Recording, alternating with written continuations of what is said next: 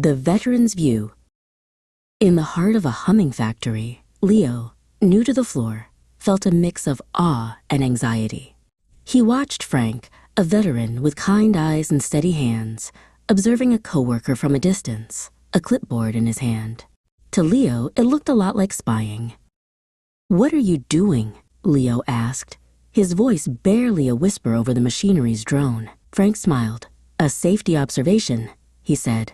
"We're not looking for trouble. We're looking for critical behaviors, the small actions that make the difference between a safe day and a serious injury."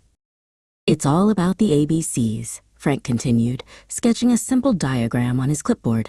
Antecedent, behavior, consequence. The antecedent is the trigger, what happens right before the action. The behavior is the action itself, and the consequence is what happens right after. They turned their attention to Maria, who was skillfully operating a complex press. Frank watched her for a few minutes. "See that?" Frank whispered. The warning light, the antecedent, flashes. Maria immediately hits the safety stop, the behavior. The machine powers down, the consequence. A perfect, safe sequence. He also noticed she was repeatedly twisting her back to reach for materials. "But look here," Frank said gently. "The part spin, the antecedent, is placed awkwardly. She has to twist her body, the behavior, to reach it. The immediate consequence is that she gets the part and keeps working. But the long-term consequence could be a serious back injury." Once Maria paused her work, Frank approached her with a warm greeting. "Maria, your reaction to that warning light was textbook perfect," Frank began. Maria beamed. "I did notice," Frank continued gently, "that you have to twist a lot to get your parts. I'm worried that could strain your back over time." Maria wasn't offended. She was grateful. "You know, I have been feeling a little sore," she admitted.